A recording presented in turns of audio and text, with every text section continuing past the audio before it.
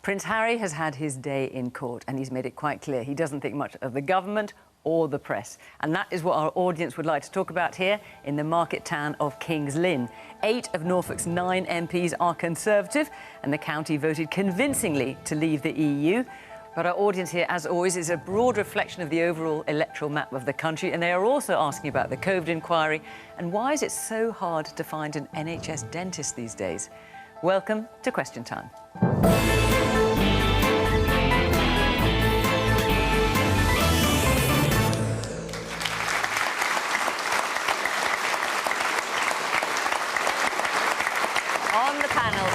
Rowley, who's a minister in the Department of Levelling Up Housing and Communities. In winning the North East Derbyshire seat in 2017, he became the first Conservative MP there since 1935. From Labour, Jonathan Ashworth is Shadow Secretary of State for Work and Pensions. Once an advisor to Gordon Brown when he was Chancellor and then Prime Minister, he became an MP for Leicester South in 2011. He shadowed the health brief for a long time throughout the pandemic and has been in his current role nearly 18 months. In a past life, Ayesha Hazarika was an advisor to the Labour Party, including to leader at the time, Ed Miliband, and she also dabbled in stand-up comedy, though she says she never confused the two. She's also co-written a book about Prime Minister's questions and now hosts Times Radio's weekend drive time shows and writes for the Eye and Evening Standard. And Lord Sumption sat on the Supreme Court, the UK's highest court, for 7 years before retiring in 2018. He then became an outspoken critic of the pandemic lockdowns. Before his long legal career, he was a speechwriter for one of the key influences behind Thatcherism, Sir Keith Joseph, and the 5th volume of his narrative history of the 100 Years' War is due out this summer.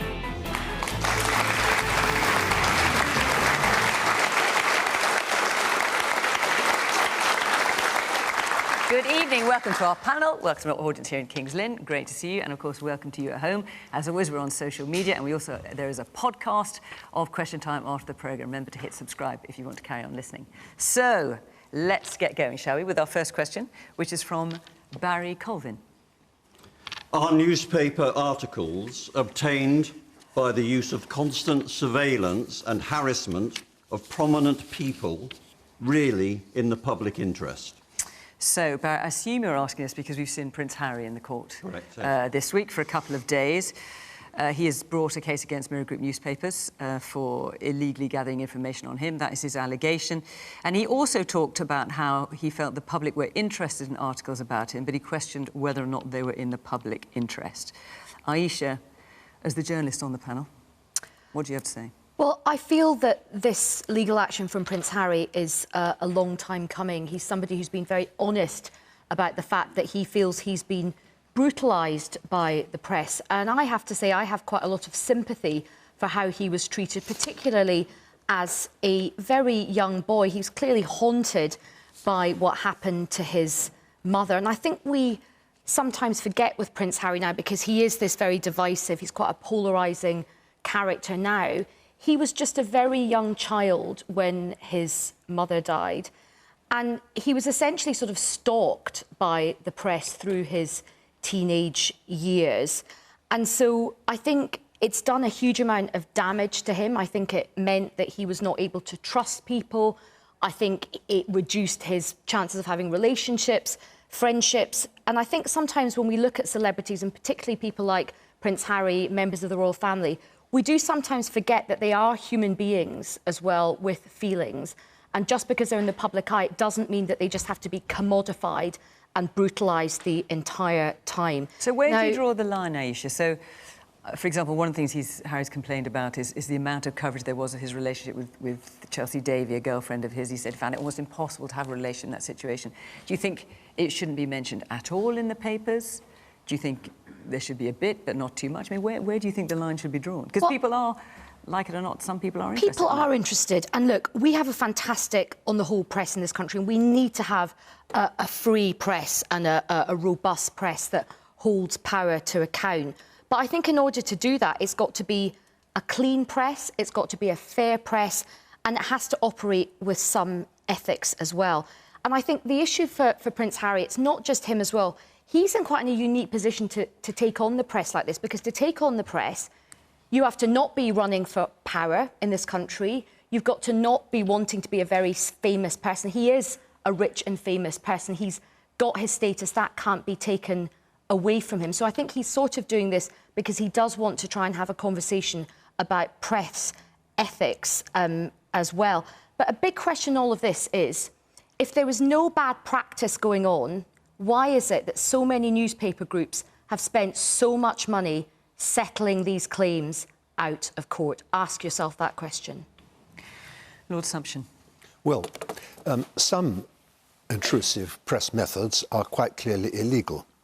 And the big payouts that Ayesha was talking about arose out of allegations of telephone hacking, which were pretty clearly established.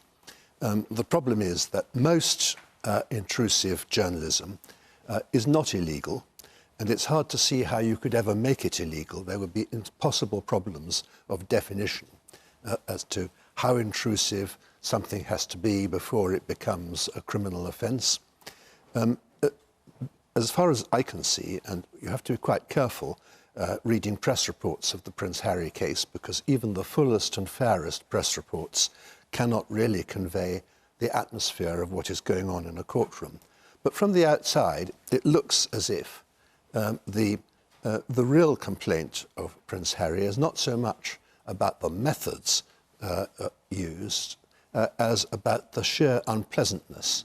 And I agree with everything that Ayesha has said about that.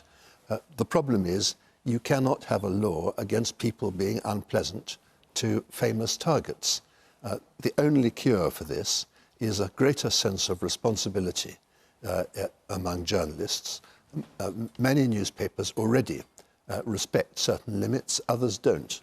But I don't think that there's anything that it is realistic to do to change the law to catch this, so that people like Prince Harry are just going to have to put up with it. So do you think he was ill-advised then? I mean, it must be a fairly intimidating thing to go to court over this. I don't know how strong his evidence of actual hacking is, but unless he can prove that he was actually hacked, which is the one illegal thing, it's not illegal to be unpleasant to people, it is illegal to hack them. Unless he can prove that, he's not going to win. OK. Man here in the front of the check shirt. Yeah, I completely agree with Lord Sumption. There doesn't seem to be an awful lot of evidence. And if you look at the things that happen in America to him now, it doesn't seem to be any different over there. I think so Harry... you don't have much sympathy for him? No, not in the slightest, especially when Prince Harry seems to use the media to his benefit whenever he can. I don't think you can have it on both sides. OK, man at the back. Stalking should be illegal. Surely? Stalking someone should be illegal. Well, Lord Sumption, you'd be better placed than anyone. What's stalking? Stalking is illegal.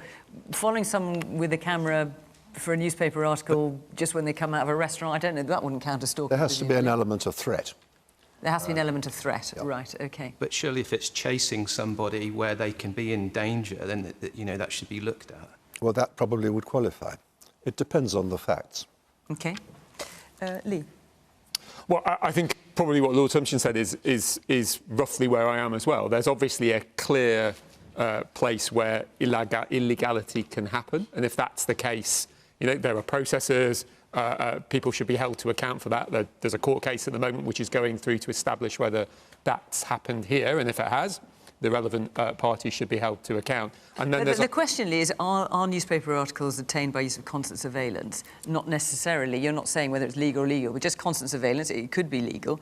Is it really in the public interest? I mean, are you comfortable with the kind of stories that Prince Harry is talking about in this court case? But how do you regulate constant surveillance? How do you work out what the definition of constant is? When does it become incrementally too much versus incrementally too little? And that's the problem. That's the things that we as politicians have to weigh up all the time. And to some extent, perhaps we're a bit inured as politicians, because even in a tiny way, we see a lot of stuff which isn't particularly pleasant. We get a lot of opprobrium and things like that. And I'm not asking for any sympathy in any way, but it does over time. You lose that perspective a little bit about it. But fundamentally, illegal behaviour should be stopped. Behaviour which isn't nice but isn't illegal, we have to realise that there are unintended consequences if we try to regulate that, and we should be very careful about thinking that through.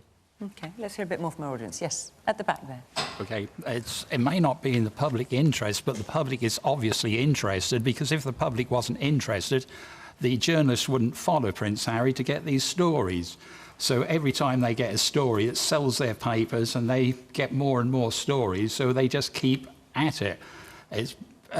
probably most of the audience here are not very interested in these stories, but at a mass as a country, they're definitely interested, and they want to have these stories about tittle-tattle, about the inside of what's happening in people's bedrooms, who they're with, who they're sleeping with, and all the rest of it.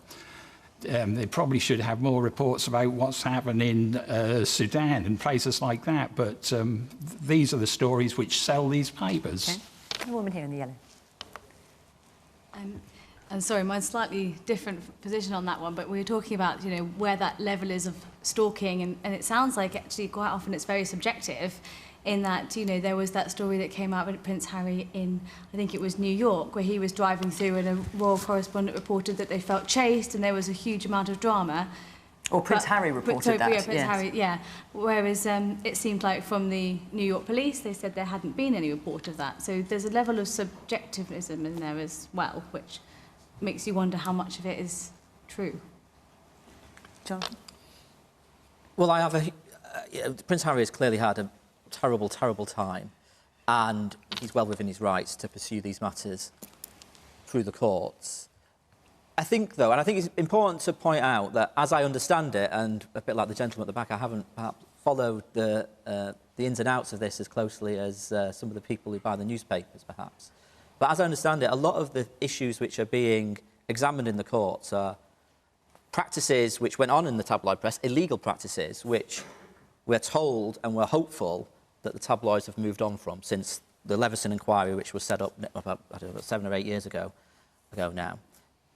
I do think, however, that there has to be, as Ayesha says, and others have also suggested, a free, robust press in this country, holding the powerful to account. Look, I had a huge amount of human sympathy for my opposite number, Matt Hancock, on a human level. At which point? When he was caught? But he was exposed. But he was exposed on a human level. You're talking about for the human downfall. With Gina Colodanto in the office. The human downfall, you know, because I'm a human being and I'm a decent guy, right? But he was exposed for breaking the rules, and that's important that the press exposes that. So is that too intrusive? Is that acceptable? I think when a government minister who is responsible for very draconian rules is caught breaking them, it's right that that is exposed. Not even though it's obviously personally very difficult for the individual, and you can feel a personal sadness. I mean, because us politicians, even though we shadow one another, you get to know somebody quite well, and obviously, it was very difficult for him. But it was right for the press to expose that. But also, I think one thing that's really important here as well is there's looking at the specific legality and whether any more press regulation will come in. I highly think that's unlikely because in a post-Leveson world, the press has its own self-regulation, which did disband and it regrouped, and I think things have got slightly better since the Leveson inquiry. But sometimes this is not all about the rich and the famous and how the press interact with them. Sometimes ordinary people get caught up and they get thrown into the public eye, often actually when a great tragedy has happened to them, when somebody close to them has died or they've been murdered. And sometimes the level of press intrusion that is put upon them is not something. They haven't got PR advisors, they haven't got a legal team. But how do you stop that, Ayesha? Well, that's why these kind of incidents, I do think, will make the press reflect a bit. After the Leveson inquiry, and that was precipitated not because of somebody rich and famous, it was the phone of Millie Dowler, a murdered schoolgirl whose phone got hacked. That's what precipitated the Leveson inquiry, which was a cross-party initiative. The press did take time. Now, I know some people were very angry about that, but the press did take time to pause and reflect on how it conducted itself. And it's probably right that self-regulation is the best way. I don't think we do want politicians regulating the press in any way. I think that's kind of a really hard line that we shouldn't have in British democracy. But this isn't just about Prince Harry, the rich and famous, whatever you think about Prince Harry, whatever. This is also about how ordinary people get treated by the press as well. Let me take a couple more points from the audience and move on. Yes, woman here. I think it's very important to have freedom of press. We're known for it in this country, but I think the other thing is that it should come with integrity, and it's a level of how you manage that integrity and how each one of the publications manage that integrity as well. So I think that's really important. OK, yes, the man there in the white shirt. Just briefly, I think there's a contradiction on Prince Harry's behalf, though, as he seemed, when he went on the Netflix show, to say some questionable things. And I think he lost a few brownie points from a lot of members of the public. He seems to want to be in the public eye, and he made the decision to step away from the royal family. It seems that he's happy to be more of a celebrity now, and unfortunately, if you want to step into the public eye on other subjects, then I think you at the end of the day, you're setting yourself up. If you're in the public eye and you're a celebrity, you're going to have positive things said about you, and you're going to have negative things said about you. And I think, unfortunately, if he's like I said, if he went on the Netflix show, you're opening yourself up to this. So he's a big public figure now for different reasons than before. And unfortunately, sometimes the world's not a nice place. And like you said, things are going to be said about him. You're not going to not go and well. So you can't pick and choose, that's what you're saying? Yeah, I don't think you can. No, not at all. The positive and the negative press. No, I think he has to accept that if that happens. All right, I'm going to move on, because I'm going to try and get through quite a few questions. Before I do, I just want to tell you about a special question time that is coming up on Thursday, the 22nd of June, because that is the eve of the 7th anniversary of the people's decision to leave the European Union. And we are devoting that programme to a conversation with an audience of people who took that decision, and that is Leave voters. So 7 years on, how does a cross-section of people who voted Leave feel about Brexit? Some may have changed their minds, some may still back their original decision, some may be somewhere in between.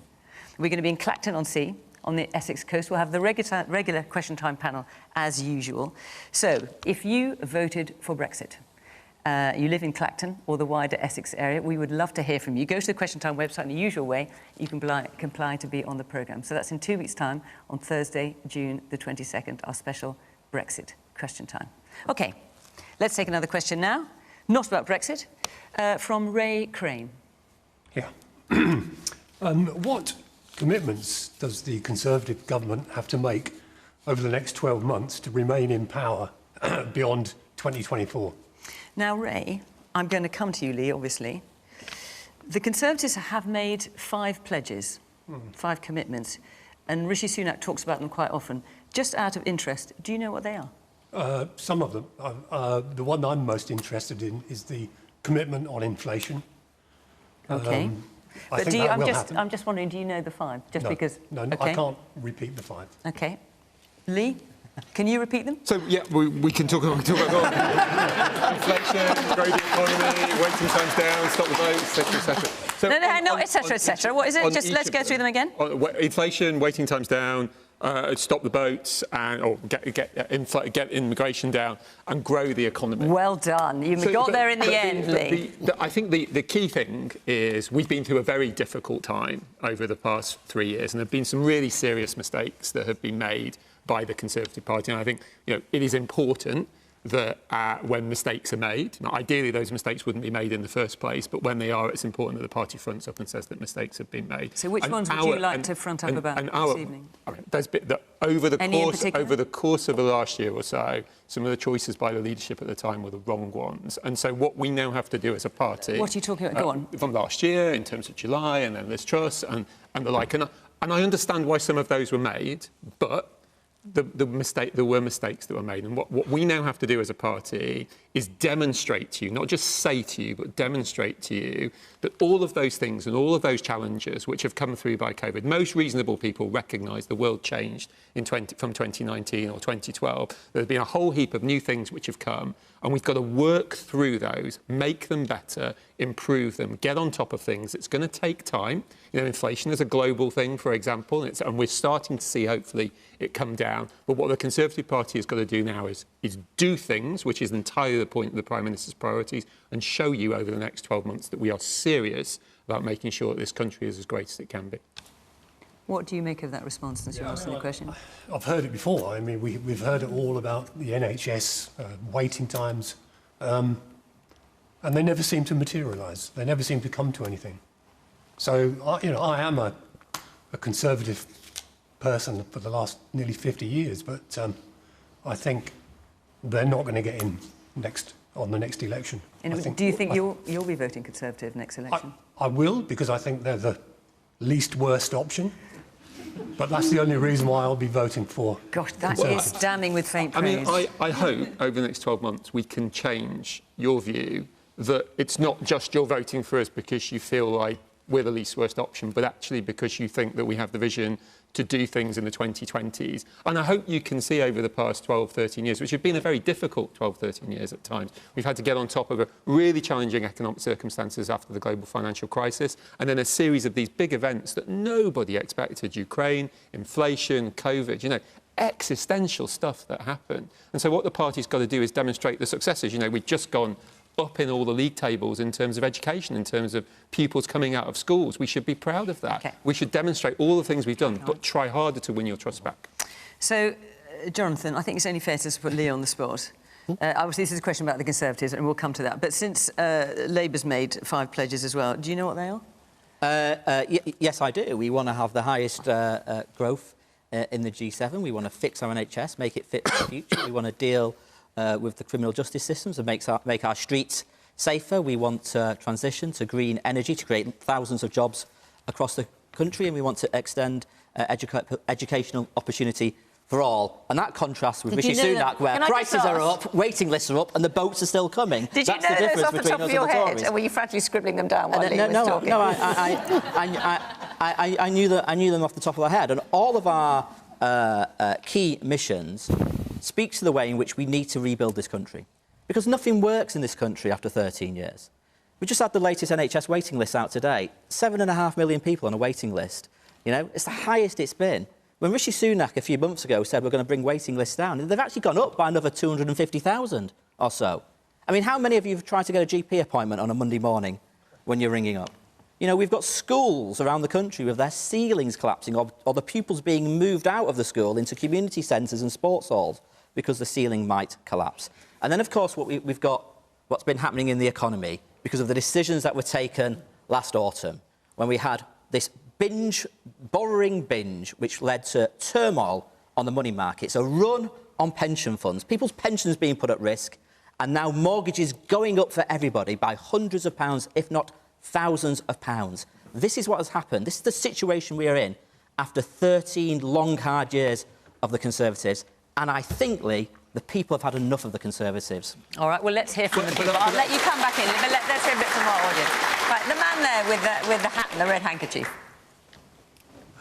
We've heard it all before from both of you, from both parties. You're absolutely incompetent, the whole parish and lot of you. And those that are not incompetent are corrupt. I have no idea why any of us bothered to vote for any of you. You couldn't run a Welch store, let alone the country, either of you. And all you can do is bat off each other and not make any sense whatsoever. Stay behind afterwards, both of you. Have a word with me. I'll give you some home truths. Don't worry. That you need to deal with. You're on. I'm sick to death of you lot. All of them. The only person who went into Parliament with good intentions is Guy Fawkes. I'll go. Murderous intentions, obviously. Well, I'll speak to you afterwards. OK. Fantastic. We can have a pint and then you can tell me. Absolutely. We'll chat. We will chat after the programme. Right. We'll talk more. He'll pay. Right. the woman here in the orange. I can't wait to hear what you've got to say, given what's happening so far. Well, not quite as strident as that, but I was going to say, I mean, the Conservative Party have had 12, 13 years to prove to the country that they can provide strong, stable government, leave us in a better place than they found us. They've got 12 months, not 12 years, to turn that around. It's going to have to be an amazing 12 months to undo the damage that they've done to the country. OK. And the man right at the back in the sweater. I don't like how the Conservative politician used global events as excuses like COVID, the Ukraine war, the cost of living crisis. Do you not think it's not a problem with the world, but a problem with you in power? Yes. Come on. Do you know what I think politicians should do is I think they should be honest with people, and I'm going to be honest with you that global events are affecting a lot of the things that are happening in this country, and they're affecting similarly a lot of other countries as well. I can't stop inflation at the borders. Neither can any government, whether it's red, yellow or blue. What we can do is to try to take measures to improve it and to reduce it over time. You know, interest rates have been historically low for many years. That's great. It's allowed lots of people to get on the housing market. But the interest rates are going up around the world. You know, inflation is happening around the world, and what governments have to do... But ours is particularly bad and particularly sticky compared and it's starting to come down. And we also are having some growth rates which are higher than other parts of Europe. But people don't want this relativity. I absolutely recognise that there are challenges, that the Conservative Party is in government. It has a responsibility to try and deliver on that. That's why the Prime Minister has been so clear that he's got these priorities which he's trying to make progress on. But we have to be clear, and I have to push back on the point about how, you know, we have every single lever. There are global things that happen. We have to deal with them, and the job of a government is to try and resolve them, mitigate them, improve them. But we can't wish them away. And any party that tells you they can is not telling you the truth. Lord Sumption. I think one of the problems here is that the public at large have unrealistically high expectations of what the state can do for them. And that applies whichever party is in power. Now, I don't criticise them for that. One of the problems is that politicians are reluctant to pretend that they are impotent, although in many areas, particularly in the economic field, politicians actually, there's a very limited amount that they can do. They can nudge things in a desired direction, but they cannot transform the economy of this country, and the same applies to other countries. Now, I don't criticise the public for that, because politicians claim to be able to work miracles, the public cannot be blamed for taking them at their word. So, but Lord Sumption, when you've got Labour this. saying that they want to have the highest sustained growth in the G7, you've got the Conservatives saying we want to halve inflation, you think that's just for the birds? Well, some of it is for the birds, some of it is not. But I think that the two examples that we've just had are classic examples of the way in which it is too easy to say, yes, we will improve the growth rate, problem which governments of both complexions have struggled with in vain for 20 or 30 years.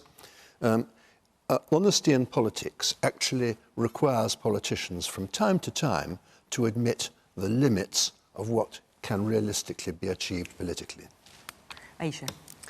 Well, I think there's some truth in what Lord Sumption says, that, you know, governments can't control everything, but they can do a lot as well. And to govern is to choose, and to govern is to make big decisions that do have long-term consequences on the country. And I would say if we look back, being really honest from 2010 onwards, Lee is right that there are some external factors that have contributed to the situation that we're in. But if we look at some of the really deep structural problems that our country faces, we've had 10 years, well, over 10 years, of really heavy cuts to things like our policing, which is why people can't come round when your house gets burgled. We've had huge cuts to the lack of funding in the NHS, which means we can't get to see GPs. You know, today there's terrible figures out saying that, you know, a lack of staff in the NHS means that cancer sufferers are now waiting a long, long time to get treatment. So there are political choices. We also have to be honest as well about where we are now, and this is why it's going to be very, very difficult, I think, for the Conservatives to turn things around. Not impossible, but very, very difficult. The country feels like it's in decline at the moment. You know, I speak to people all over the country. The country feels broken for a lot of people. It feels fundamental. All the things we took for granted a while ago, it's like an endurance test. Just trying to get your driving licence or something like that, or getting on a train is just an endurance test these days. We also have to be honest about some of the big political decisions we've taken as a country, which hasn't helped. Brexit, I'm afraid, has made this country into a much more difficult place to live in as well. And I think the point that Lord Sumption makes about being honest in government, you do have to be honest with people. And I think an incoming Labour government will have to be honest about the difficult situation it will inherit. There isn't going to be loads of money to splash around. If we want better services, the Labour Party may have to say to you, you as citizens, you might have to pay a bit more for some. We will spend the money well. That's your choice if you trust that. But we also have to think about, have we had good governance, stable governance in this country? This time last year, we had Boris. We've had 3 prime ministers in just the last 12 months. Not only have we had a revolving door of ministers who never get their feet under the table. Look at, for example, our housing crisis this country faces. We've had 21 housing ministers in a very short period of time. That's not good governance. And I'm sorry, we've got to be honest. You're sitting next to one, obviously. Well, we had a chat about this earlier. I mean, you were only housing minister for 4 weeks. I'm sure you did a very good job in that time, but that's a very short amount of time. And we also have to look at how we're being governed. Many of us in here tonight, watching from home, are going to feel sick at the fact that they don't feel that a lot of people in power are governing for you. They feel that they're governing for themselves. There's a lot of corruption, there's a lot of cronyism, there's a lot of doing stuff for their mates. OK. Let me just... There's a lot of hands up. I'm going to move on. Let me just come back to the gentleman here in the hat and everything. You said effectively a plague on all their houses. Yes, basically. Can I just, and I'm looking forward to reports of this drink after the programme, I must say. How are you going to vote in the next election? Well, do you know, Fiona, the last local elections, for the first time in my life, I didn't vote. And that's how I feel at the moment about the general election. Right. Because they are so inefficient.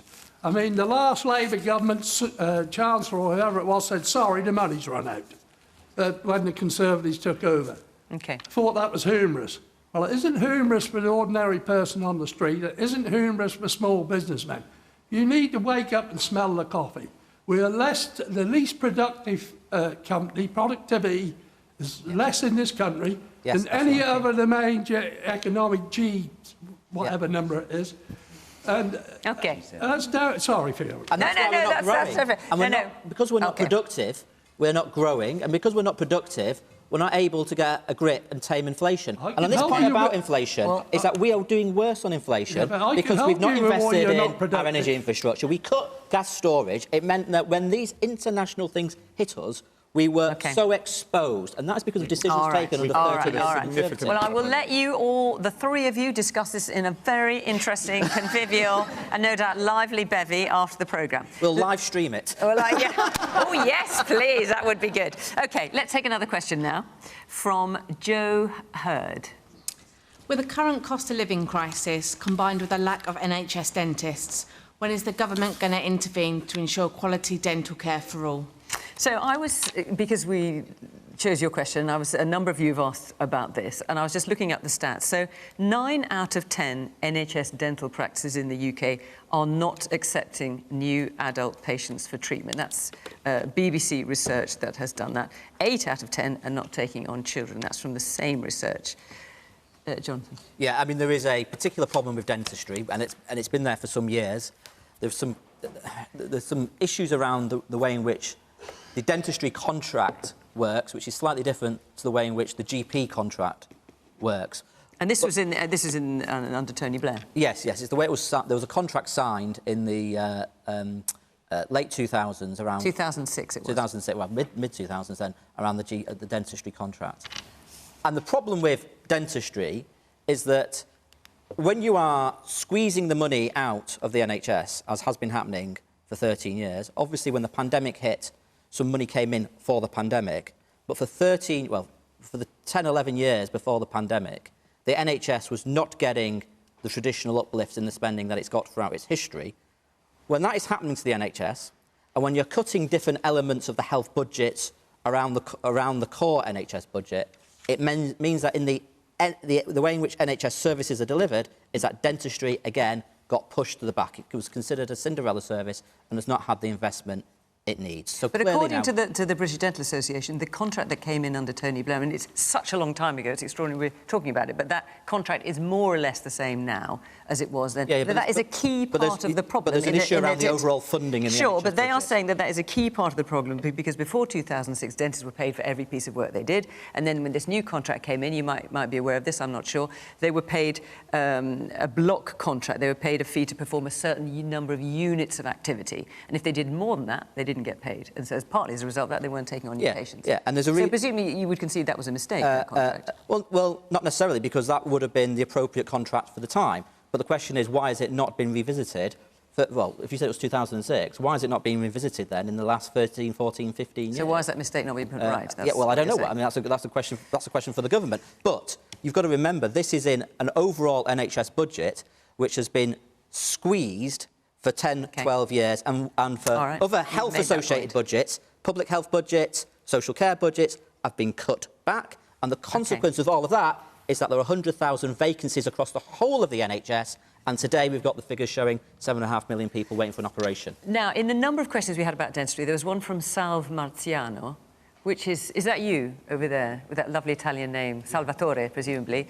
And you were talking about your experience here in this area back then. So just tell us a bit about what happened to you. Yeah, well, me and my wife were foster carers for 23 years in Warwickshire, and during that time we had to register a lot of young children into dentists, NHS dentists, and not really had any problems. We moved to Unstanton about 4 or 5 months ago.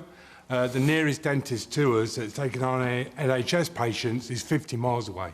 50 miles? 50, yeah, at Spalding.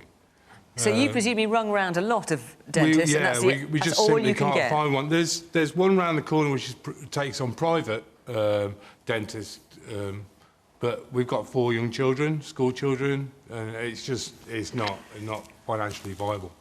So it's obviously a regional issue as well. Lee.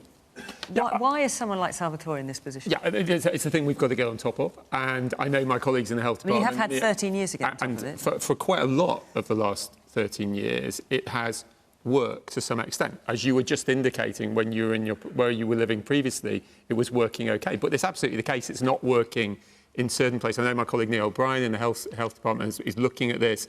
Maria Caulfield's also Minister there. She's also been talking about potential changes to the contract, looking at how we can open up more access to NHS patients in dentistry. And I know that's absolutely important. But just to broaden it, because Jonathan quite rightly talked about money and funding, and ultimately everything comes down to questions about choices, and as Ayesha talked about, and trade-offs. And what the government has tried to do over the past 13 years, it started in a very difficult position where we were significantly overspending as a country. We managed to get that down quite considerably, and then these shocks came along, which we've had to spend a significant amount of money on that. Health service spending has significantly increased since 2010. It's gone up from about 120-something billion to about 175 I mean, funding billion. for NHS dental services has decreased 4% in real terms since 2014-15. But my whole point is, in overall terms, there's been a significant amount of additional money going into health. But not and into dentistry. then what you have to do is work out how best to apportion that, because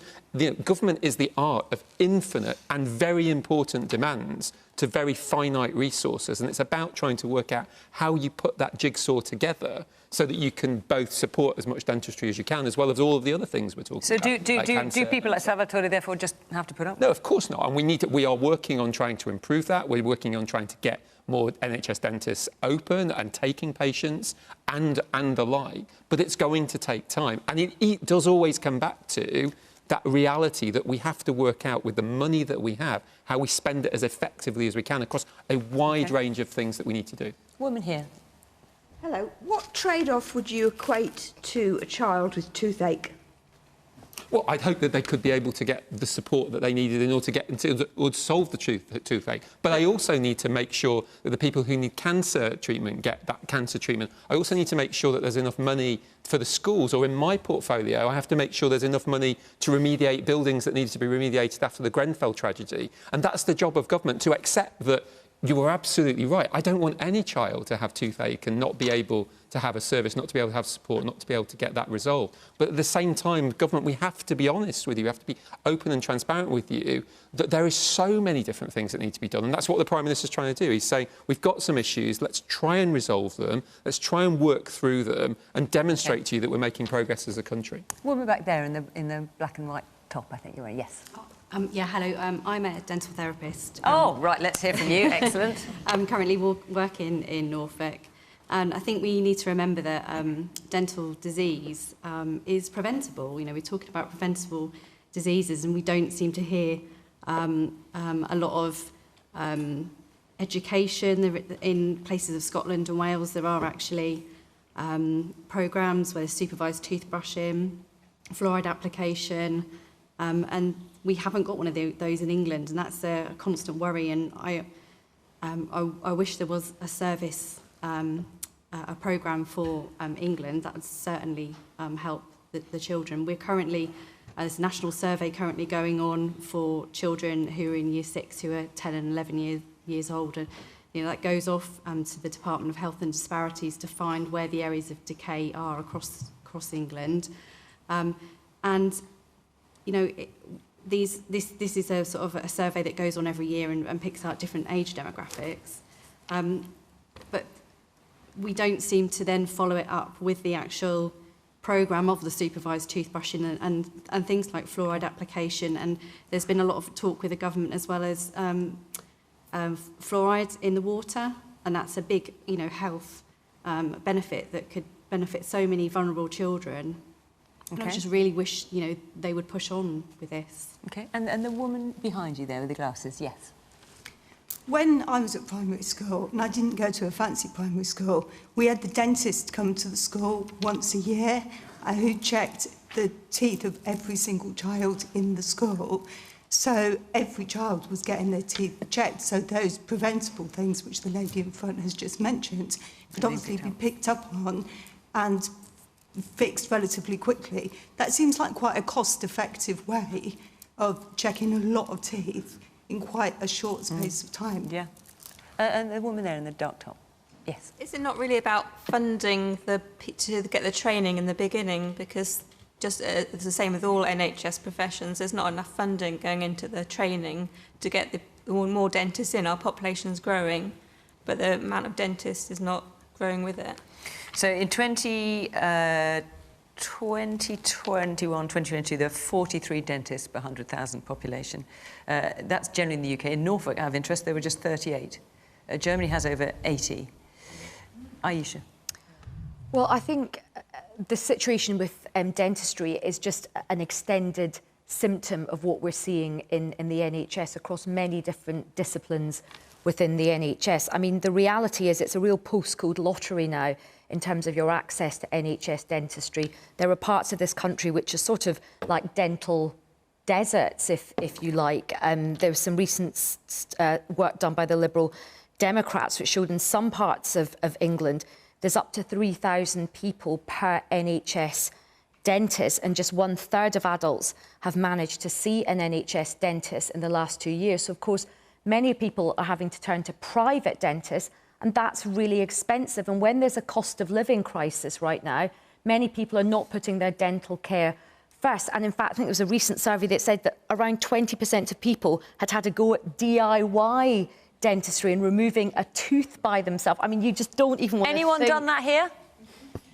Just checking. Okay.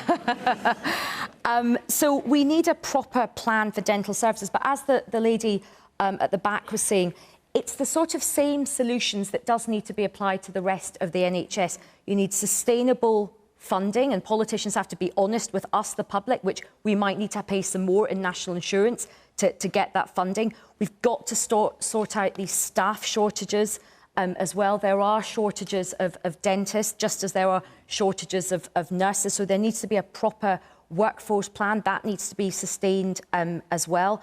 Prevention is incredibly important. And just like in health, a big conversation that if there is an incoming Labour government is going to have is a bit of a social contract with the public as well, saying, look, we can give you this much, but you're going to have to play your part with health prevention, and that applies to dental provision. But I think there's a bigger question, and it's the same with dentistry and it's the same with the NHS. It's about joining up the dots between all these problems, and instead of putting sticking plasters on them right at the last minute, it's joining these things up. Health, so much of health is connected to things like poverty, it's connected to housing. All of these things need to be joined up, and it needs a joined up approach from government as well. Sumption. I don't know enough about the facts to contribute to this discussion, but I'm fascinated by what other people have got to say. Oh, what? Now, we don't get enough of that on this program, may I say. That is so refreshing. Good for you. Let me tell you about next week. Next week, we're in Deeside on the Welsh-English border. We will be live from the Iceland Food Depot. It's a bit different, isn't it? And then the week after, as I told you, will be our Brexit Leave, especially in Clacton in Essex. If you want to be on either show, Deeside or Clacton, go to our question time website and you can follow the instructions there. OK, let's hear now from Nancy. Nancy Rothery. Ah, there you are. My question is this. What is the purpose of the COVID inquiry? Will it result in anything substantial or be a waste of time? Right. Now, Lord Sumption, I think you will have something to say about this. So, the COVID inquiry being run by, no doubt, a woman you know, Baroness Hallett, will it be insubstantial or a waste of time? I think it's too early to say whether it'll be a waste of time. It's clearly going to take a very long time.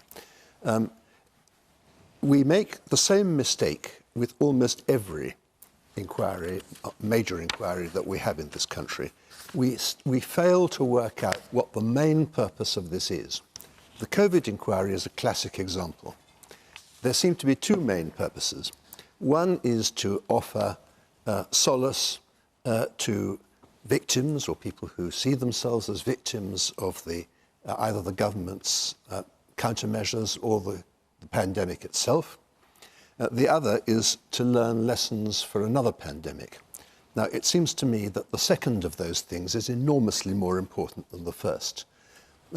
And if you are going to have an inquiry which has as one of its key purposes the solace to victims, you immediately make it confrontational, you involve large numbers of lawyers, the whole thing, everybody has to have their say, and it takes a very long time, and by the time the report comes out, it's probably out of date anyway. And what makes you think that is one of the key purposes? Because the way it's described is to examine the UK's response to and the impact of the pandemic and learn lessons for the future. Well, what makes me think that is the arrangements that have already been made for the participation of large numbers of victim groups and some of the comments that Lady Hallett has made publicly. Now, I think we can learn a lesson in many aspects of this whole problem from Sweden, but one thing that we can because they finished theirs already. Exactly. They appointed a commission presided over by a neutral figure, quite a large commission with social services, medical services and so on, all represented. They were appointed at the beginning of 2020, early in 2021. They have produced 2 interim reports and a final report. The final report appeared in March 2022. It's 1,700 pages long. It's an extremely impressive document. The great advantage that they had is that they weren't obliged to sit hearing lawyers and witnesses for months on end, each with their own specific complaint. They did something which was therefore a great deal more useful to the public of Sweden, and I suggest to those who read it, to the public of every other country with the same problem. Jonathan.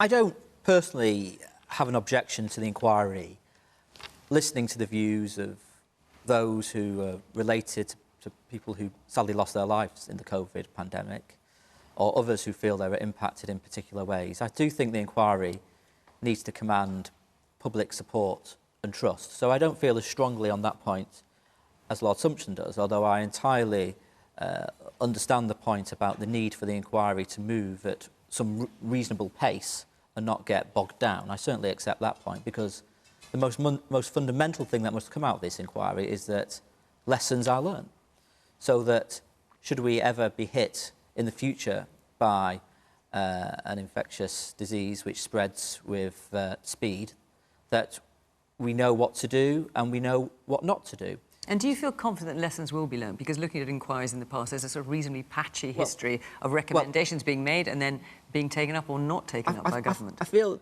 the inquiry, to me, and the leadership of the inquiry, it looks to me like it does want to be rigorous, that it does want to leave no stone unturned. It's why I strongly believe that the government should not be fighting this, this attempt to get all the different WhatsApp messages and all the diaries and so on. The inquiry does need to see everything, because we need to understand the decisions that were going on. We need to understand why, for example, in the January-February time, the Prime Minister wasn't going to the Cobra committees. We need to understand. I think we probably have a different view on some of the restrictions that were put in place, but we need to understand what exactly was going on behind closed doors and in these WhatsApp discussions about whether to go further on certain restrictions, why my city, Leicester, was kept in a longer set of restrictions than the rest of the country. We need to understand why our care homes did not have the protective ring thrown around them that we were promised by Matt Hancock and Boris Johnson at press conferences. We need to understand the decisions that were going on and all the discussions that were going on in government. So the government should hand everything over to this inquiry and not be fighting it in the courts. OK. Yes, in the pale blue suit there, yes. Hello. Does the COVID inquiry raise significant issues around the amount of power that government has in its hands, especially with not handing over the redacted WhatsApp messages of Boris Johnson and the Cabinet Office choosing not to do that? Does it raise significant issues around the amount of power the government holds, and does that fail the idea of holding the government to account and scrutinising the actions of the government? I mean, the government's happy to hand over redacted messages. It's the unredacted they're unhappy about. Last week, we had the Science Minister, George Freeman, on the programme saying he thought the government was probably going to lose this judicial review over the WhatsApp messages. Do you agree? I think it's a valid thing for the government to do. I mean, do you also think they're probably going to lose this judicial review? I'll let the legal processes continue, but I think there is an important legal point that needs to be argued. It's a very narrow legal point. But to your point about do we think that the government has too much power, the mere fact that we're going through this process, that we've set up an inquiry with a broad terms of reference, and the head of the inquiry said, I want X, and we're in a genuine disagreement about how broad that should be, and we're going to court to talk about that, demonstrates that the government doesn't have the kind of broad power, I think, that we're having to justify ourselves, and we want to do that because this is a very narrow legal point. I'm not a lawyer. We have handed over, I think, 55,000 documents already as a government. The very narrow legal discussion here is about whether communications and interactions that are absolutely irrelevant to the COVID inquiry, whether they should be handed out to COVID you know that what the chair of the inquiry is saying, Baroness Hallett, is it's up to her to decide what is relevant and what is not. And that's what's going to be litigated in the courts quickly, as I understand, later this month and next month. And I think that's entirely right that the court should take a view on that. But it's also, I think, relevant for us all as citizens and then for some of us as parliamentarians to take a view that both it is important to get to the heart of what happened here for all of the reasons that many people have talked about here and outside of the room, but also say things that just aren't anything to do with COVID. Is that actually something that the COVID inquiry needs to look at? Lots of hands have suddenly shot up. Let me go around some of these. The man at the very back in the blue shirt. I think we're missing the point slightly. We should be focusing more on what went wrong, not who said what to who, or where was so-and-so when this was happening. We should be focusing on what went wrong, what went right, and how we could improve on the performance to support the health service and everyone else who worked through the pandemic, so we get a better outcome next time if it is ever to come around again. OK, and the man further forward in the pink shirt. Yes. Is it because you're just trying to kick things into the long grass? By just kicking it forward, we never get a result. Is this the government you're talking to? Yes, it is. But why would we have handed over 55,000 documents already if we're trying to push it's it an into the long irrelevance, grass? isn't it? It's you demonstrating to the public that you're with the public, that you're helping them, and by kicking it into the long grass, you're not. Well, we set it up. We gave it a broad terms of reference. And We've given 55,000 documents to them. I don't think that really washes. We're having a very narrow discussion about a very legalistic point, which will be resolved in the next, I think, 4 or 6 weeks. That's nonsense. But ultimately, it's been set up, and it's broad, and there's lots gone there already. It's a nonsense. You set something up, and then you find reasons not to see it through. So why hand over 55,000 documents already if that was... That is a nonsense, isn't it? It's a nonsense for what you want to show to the public. Well, it's what we've done. Absolutely. Lee, Nancy, sorry, you're Lee. Nancy, you asked this question. What do you think of what you're hearing? Surely the thing is expediency with this, and I agree with Lord Sumption in terms of there's got to be some speed allocated. If Sweden can manage it, I know they're a much smaller country, but if they can manage it, and what is the point, the time that you spend taking things out of WhatsApp messages to hand them over, just hand everything over. If you want to have something open, and the fact that you can claim that there's 55,000, that's a lovely number, but I think most of us who are heavy users of WhatsApp will have quite a large number of messages that we send back and forth to each other. So that number, to a degree, that's quite irrelevant. The thing is, you want to have some sort of honesty and openness, and if you want people to understand, I think it's very, very right that the outcome should be that you depoliticise it. You have to say what's gone right, what's gone wrong, and put the country in a state where something like this happens again. We can move with some speed, and surely that's going to be the point, the whole point, a successful report coming out. Okay. And I don't think it's helpful. I don't think it's working with the people of the country to keep some things back because somebody thinks it's not relevant when you have somebody that's actually elected to take control of it. Surely it should be their decision on that, not yours. Ayesha. I think it's right that we're having the inquiry. I think the government was correct to set it up.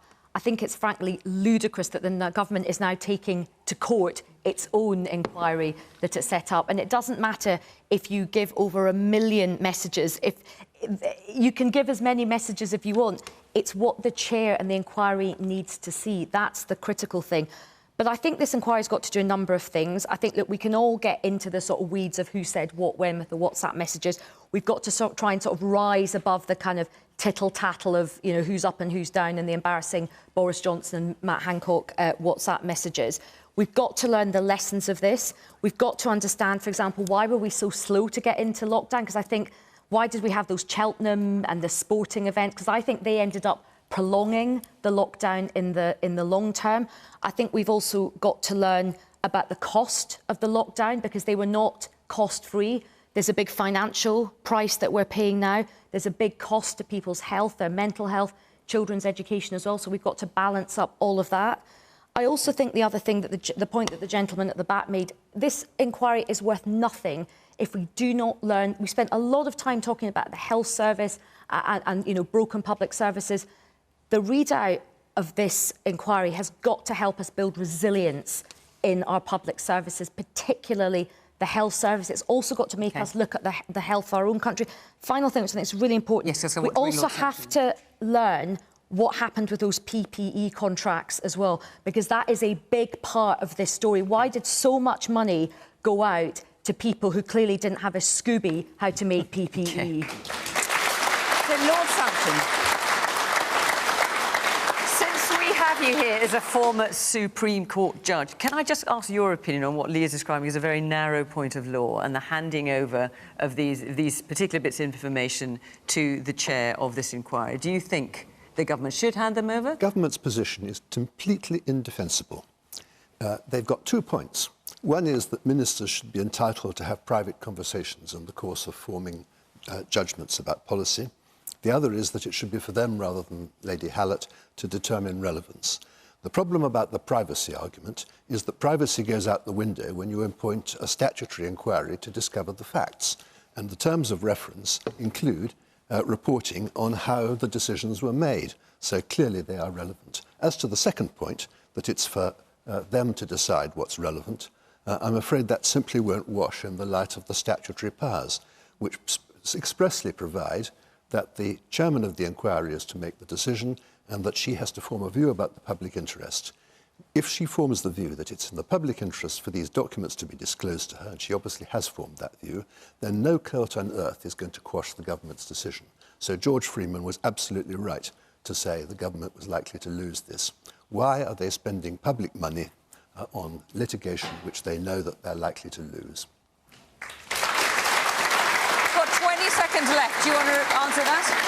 Yeah, I can only repeat. We're going through the court process. I mean, but at the point, why wasting public money on it? Because if you take an example of what in some of these messages, potentially in some of these messages, it is people talking about their own private lives, people talking about their own medical conditions. We've got to remember that there's a whole heap of things here, and it's about the fact, is this relevant or not relevant? And we're saying, if it's relevant, absolutely. If it's not, why does it need to go there? Well, I shall let Lord Sumption, you disagree entirely about that.